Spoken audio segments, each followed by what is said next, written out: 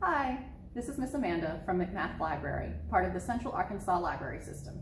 And for today's Read Aloud, I will be reading Nothing Can Frighten a Bear by Elizabeth Dale, illustrated by Paula Metcalf.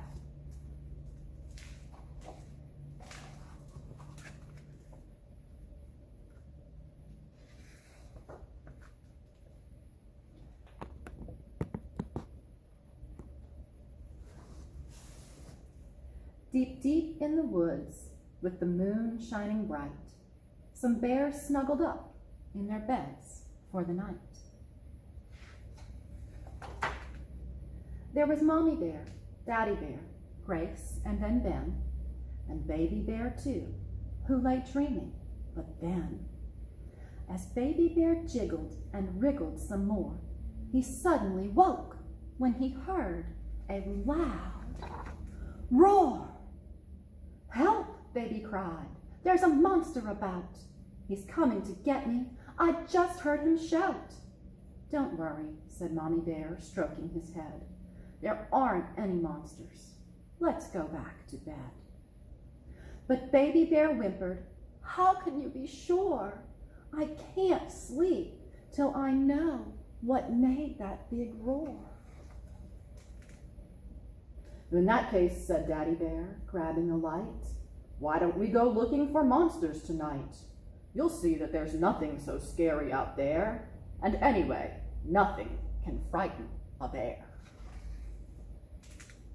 So 5 bears went marching out through the tall trees when Mom heard a noise and cried, "Everyone, freeze!"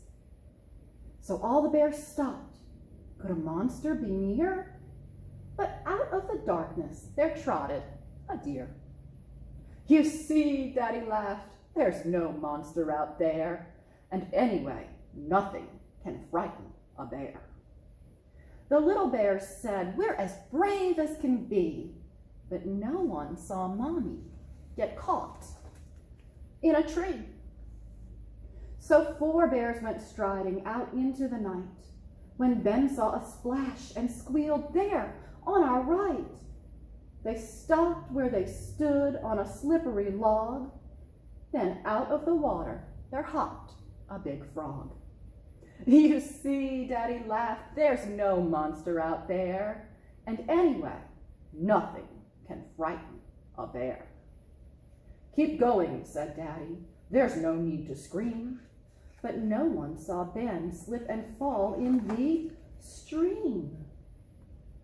So 3 bears squelched on down a thick, muddy track when Grace said, "What's that? Something brushed past my back."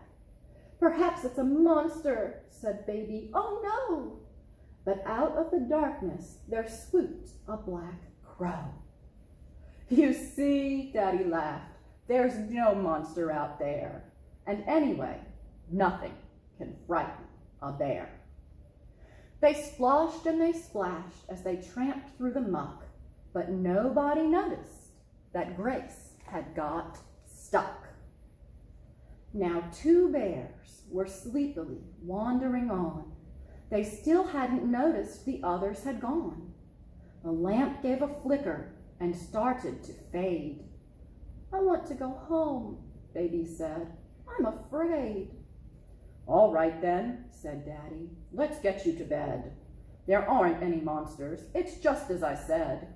I told you that nothing can frighten a bear." But then he looked round and saw nothing there. "But where have the others gone?" Daddy Bear cried.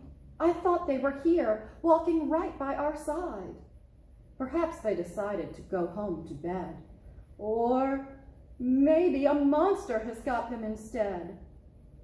Then out of the darkness a shadow appeared. "Oh no!" Daddy cried. "This is worse than I feared. Quick, take my paw, Baby, and hide behind me. There isn't just one monster here. There are 3. Just look, they're so fierce, how their scary eyes stare. Now that is a sight that can frighten a bear.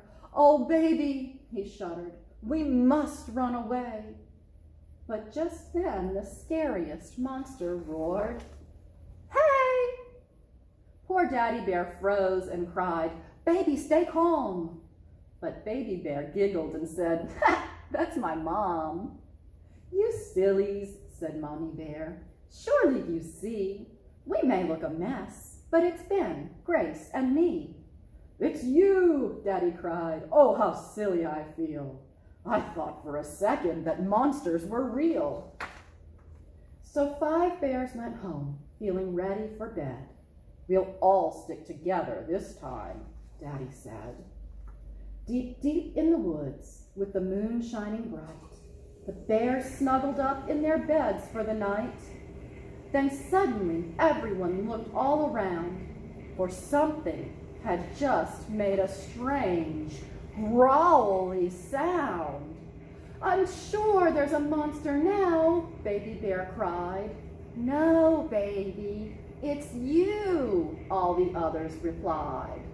"It wasn't a monster that scared you before.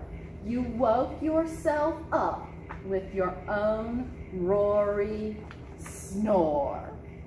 The end.